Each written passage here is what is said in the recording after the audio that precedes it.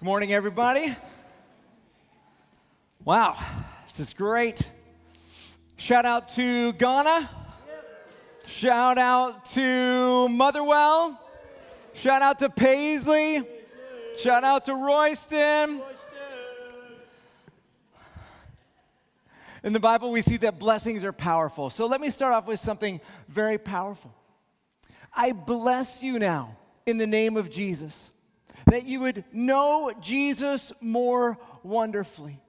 May God bless you and protect you and smile upon you and be gracious to you and show you his favor and give you his peace. In the name of Jesus, may it be. All right. If you're new here or are visiting or you don't listen to anything I say, we are in a study here on the book of James, and I suppose the main thing you need to know is when James is looking around at all the Christians, he keeps noticing that real Christians were missing it. At least missing it in some ways, and sure they might be Christians, but they're missing it when it comes to living their lives as Christians, living the life that we're called to live. The topic today is wisdom. It's wisdom. And he started his book talking about this. In verse 5, he says, if any of you need wisdom, ask our generous God, and he will give it to you. That was in verse 5.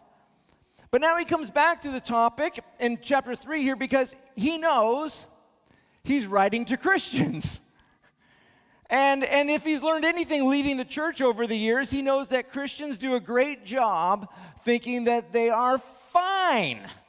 They're fine. My guess is that our starting point today with the topic of wisdom is, sure, I've got that. Wisdom, I mean, I'm not, I'm totally fine in that area. I'm well within the box. Great. Next topic. I can think of a few people who need this, but, I'm good to go when it comes to wisdom. But once again, just like we talked about last week with the topic of our words, James is wanting to challenge. He's wanting to wake up Christians to really assess the topic of wisdom in their lives, because clearly these Christians think they're wise. And James is like, let's talk about this. Let me just read one verse to start this off. I'm in James 3, starting in verse 13. If you are wise and understand God's ways, prove it by living an honorable life, doing good works with the humility that comes from wisdom. Basically, James is like, hello, Christians. Hello, Christians. You who think you're so wise. If you're wise, prove it. Prove it. Now, how do you prove that you're wise? Is it by outsmarting everyone? No. Is it by being more successful than other people? No. It says, living an honorable life, doing good works, humility.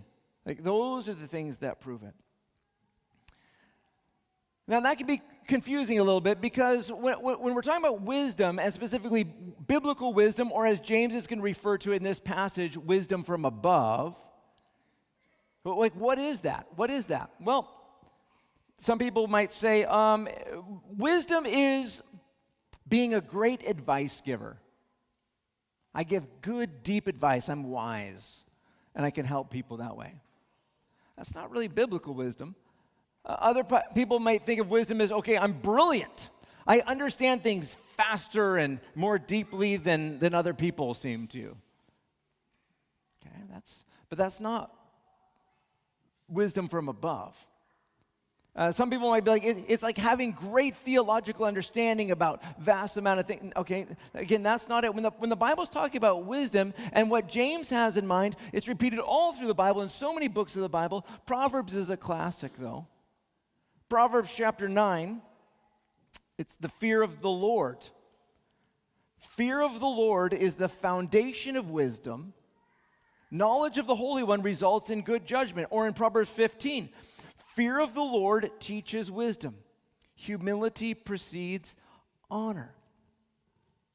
So we need to grapple with this for a moment here because if the fear of the Lord is central to biblical wisdom, okay, what is this? What is this fear of the Lord thing, and how do you know if you have it? Well, firstly, real wisdom understands what's really going on. And what's really going on is that God is really real. Wisdom starts there. This God is really real perspective is this first piece connected to wisdom, because the first piece, if you know that God is really real and that he's powerful, he's all-knowing, that he's good, that he blesses and he disciplines.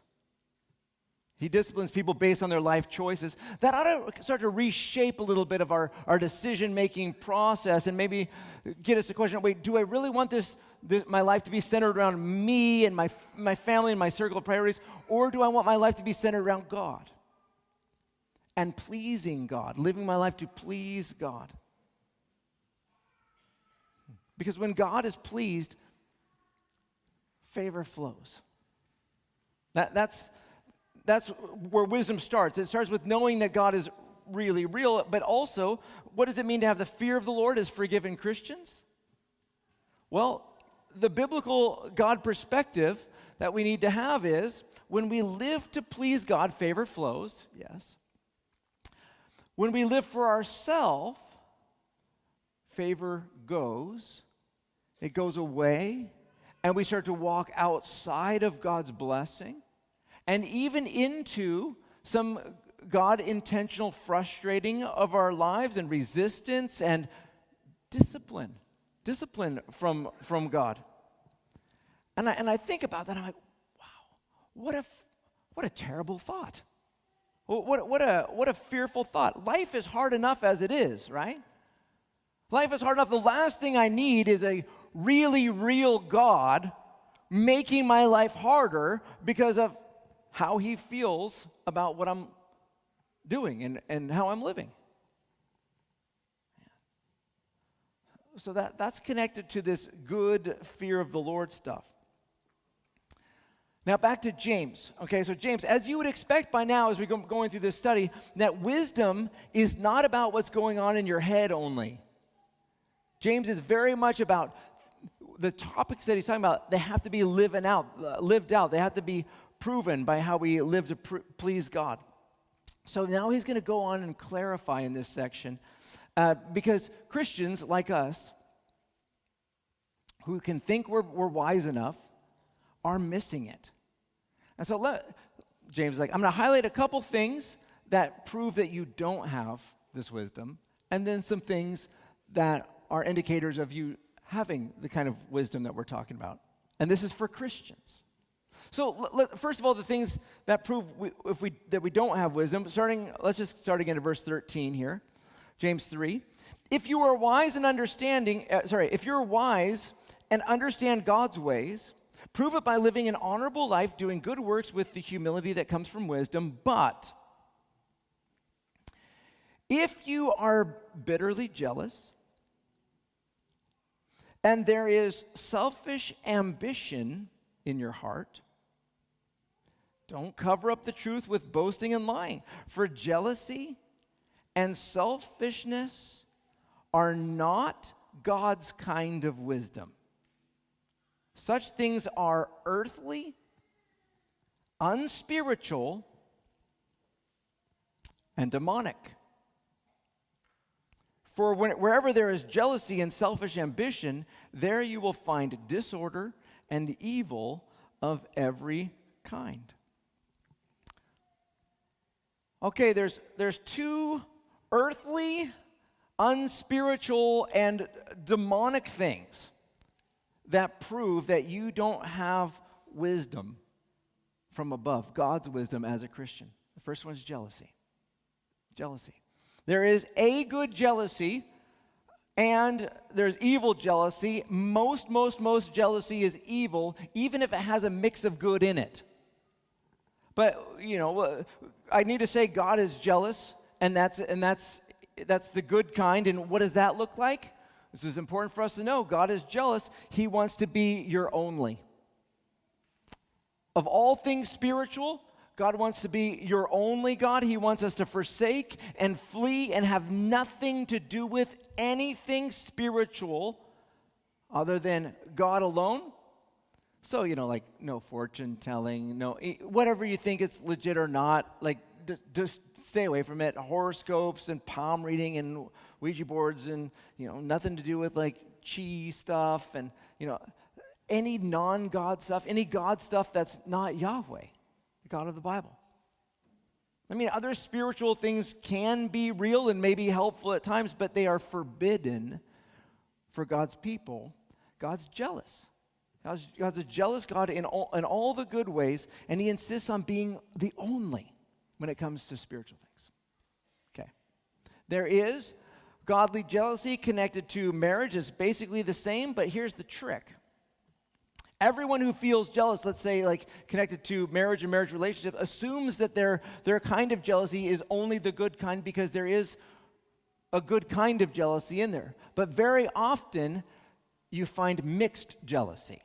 And it becomes toxic. And how do you know when you've crossed that line? Well, we're not going to talk about this a lot today, but you look at the fruit.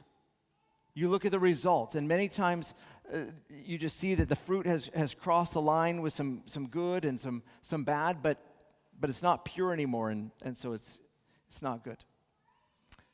Most of the jealousy that we experience is of the evil kind. Jesus was rejected and crucified out of envy, out of jealousy. But jealousy, here's the thing, here's the fruit of it. It destroys relationships with people in your life. It destroys relationships, it destroys friendships, it destroys connections with people. We end up dishonoring, disliking, distancing ourselves from people who deserve to be honored and loved. And just because they make us feel jealous or they make us feel insecure or they or like we're not as great. But jealousy destroys your connections. It destroys friendships. So you put that in there and you act on it so that you maybe can feel better about yourself, but do you really feel better about yourself? Or do you just feel alone? Godly wisdom, holy wisdom says we live humbly, we live honorably, we love people well. But jealousy, as what we mostly experience, like this here, the ungodly kind, is earthly, it's unspiritual, and according to James, it's demonic. Jealousy, that's one thing. The other thing is selfish ambition. Now, you can see in this picture here the contrast between selfish ambition on the left and God-focused, humble living to please God type of wisdom on the right. Worldly wisdom says, do what it takes to win, do what it takes to be successful, do what it takes to get ahead. Godly wisdom says, lift others up. Serve, help people to shine. Now, there's nothing wrong with being successful or even being incredibly successful, but here's where you know you've crossed the line. You look back and you see a trail of bodies. That's where you know you've been stepping on people to get to where you feel like you want to be. People have been hurt as you've tried to be as successful or as fast as possible. You want to be thinking when you're talking about this sort of stuff, like 1 Corinthians 13, love is patient. Love is kind. Later on, it's not self-seeking. If you make it, if you make it, but at the cost of having walked on people, maybe you've walked on your family or you've walked on just people around your life. Success at the cost of your kids, success at the cost of your marriage, success at the cost of, employees' lives or coworkers' lives, that is certainly, without a doubt, in the category of selfish ambition. If your pursuit of your professional or your life goals is at the cost of things crumbling around you, selfish ambition is very likely to be at the heart of things there. So don't lie to yourself. Make sure you're being truthful with yourself. The pursuit of success and prosperity is not to come at the cost of the people around you. Godly wisdom says, whatever my platform, whatever my place, how can I lift the people around me higher? Godly wisdom says, God is real, and so I can take the slower path. I can take the slower path that's more kind, that is more gentle, that is patient, that is loving, knowing that God can bless the slow path in unbelievable ways because he's really real and he blesses those who live to please him. Selfish ambition, according to James, is earthly, unspiritual, and demonic. Verse 16 said here, "For wherever there is jealousy and selfish ambition, there you will find disorder and evil of every kind." What kind of wisdom you have, it's proven by the fruit, it's proven by the results, says James. Okay, now for the positive. For the positive here, James is now going to describe what godly wisdom actually looks like, and he's going to call it wisdom from above.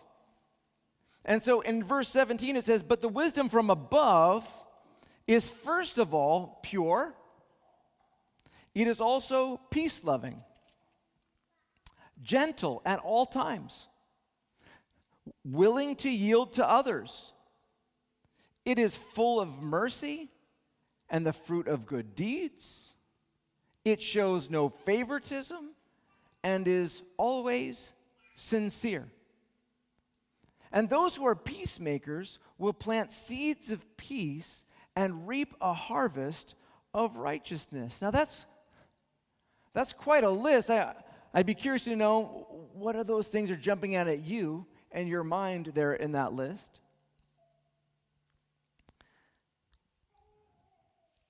First of all, says James here, wisdom from above is first of all pure. Now, what does that mean? It means it's not tainted. There's no mixing of good and bad. It's genuine. It's wholehearted. There's no selfish ambition or jealousy mixed in it. It's pure. And then it says it's peace-loving. It's peace-loving. Later, he's going to go talk about peacemakers here in this same paragraph. We read that. But this peace-loving, this peacemaking person is the one who shows that they really have wisdom from above. It's the peacemakers that have the wisdom from above. I'll tell you about a young Christian, a young Christian I once knew. Let's call him Brian, okay? And once upon a time, true story, this Brian guy started seeing this girl in high school named, Kelly, let's just say. And one day, she brought him a book. She brought him a gift. Yeah, it was a book. I gave it away. She brought him a gift, and he opens it up and discovers it's a book. And the book, he can't remember the name of the title. He can't remember the author. He was looking for, as we were talking about it this week. But the book was How to Walk the Path from Christian Leadership Arrogance to Christian Humility, the path of becoming a more peaceful person and leader. Message received, right? Thank you for that. It actually was a good book. Actually pretty helpful. I read it a long time ago, and I still remember it. But anyways, that was highlighted when that person was, say, 17 or so. But during my years in Bible college and seminary, I'm surrounded by know-it-all Christians. I don't know if you've been around those types.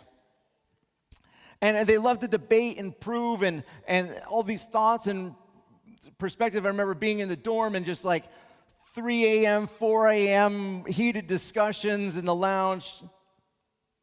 They thought they were so wise because of, okay, let me just back up.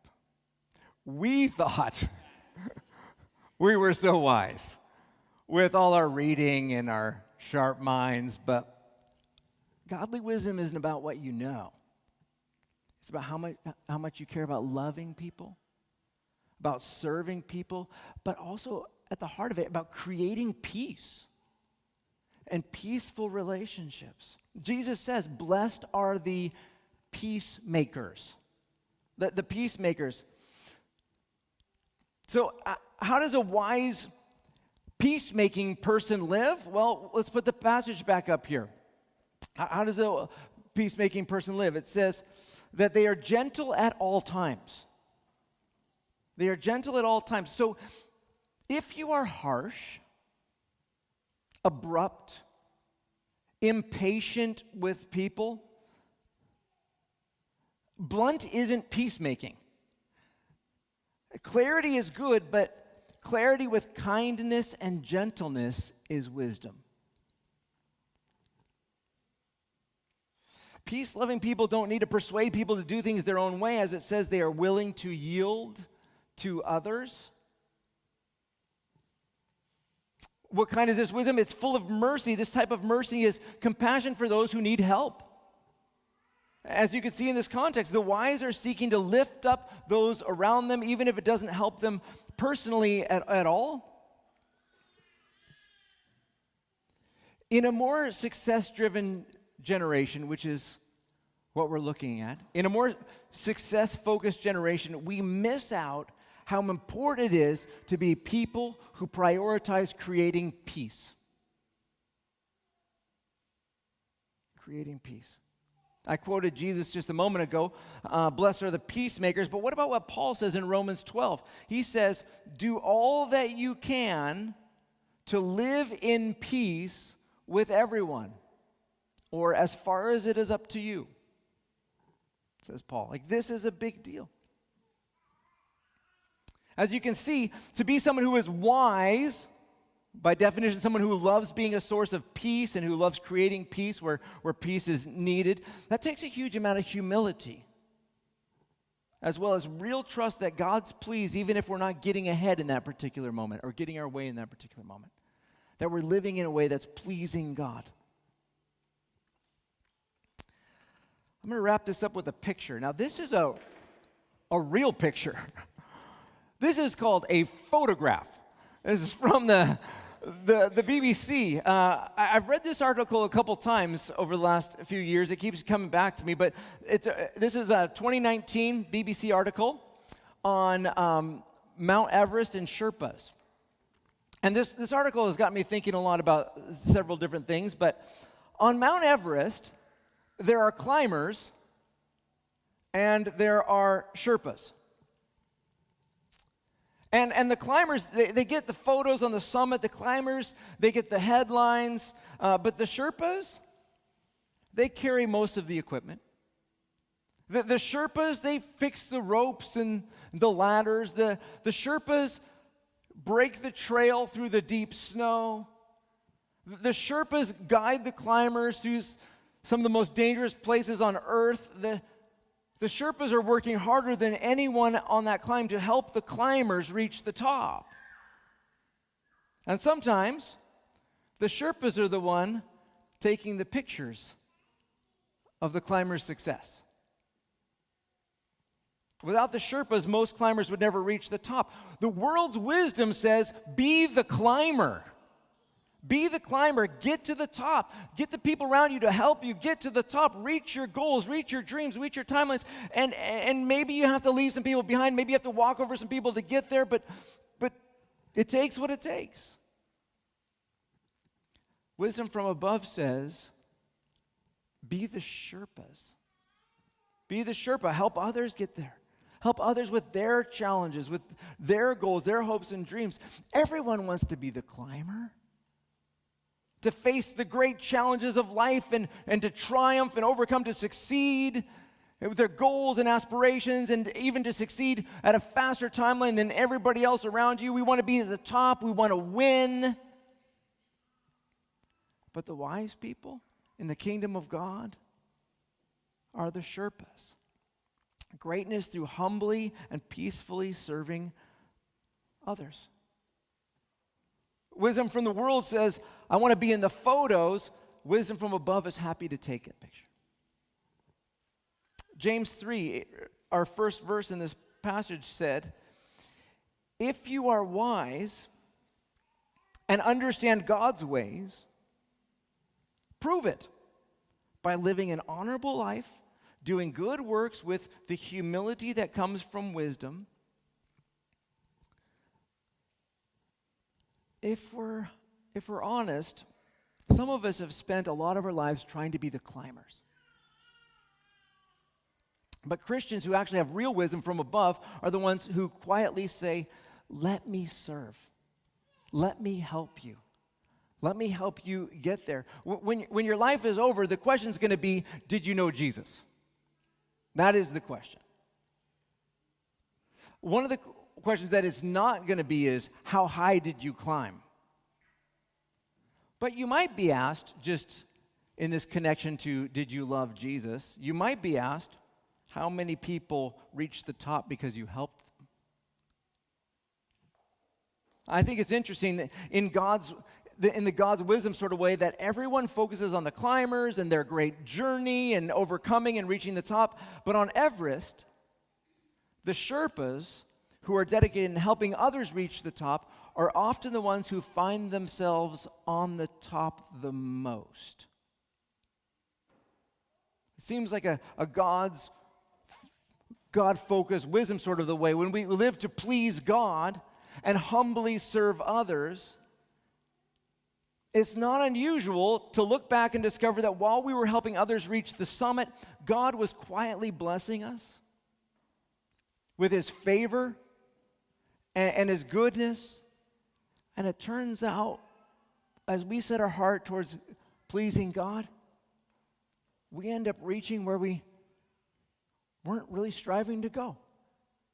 And it's higher than maybe we would have expected. Here's the challenge for today.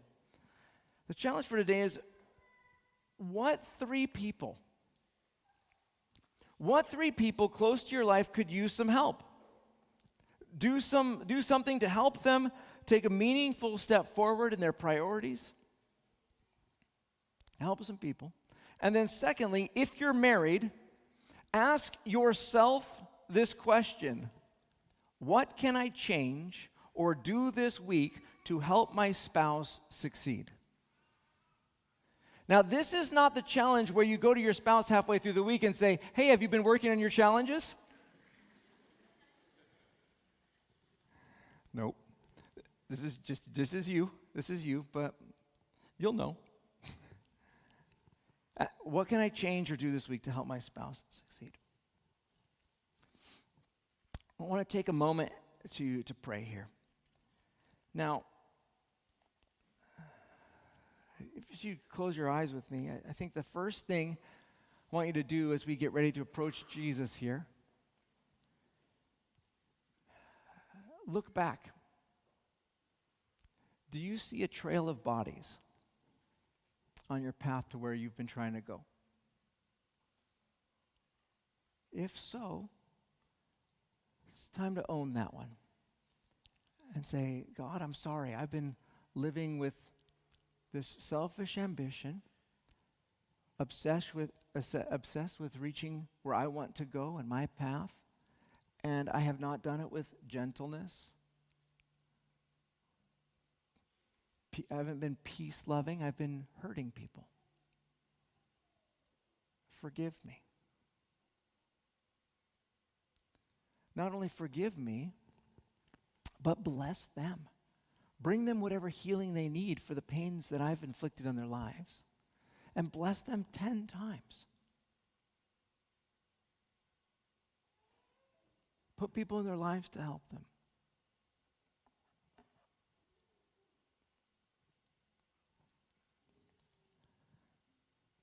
And then you can take a moment and talk to God about rededicating yourself to be a peace-loving, peace-making person.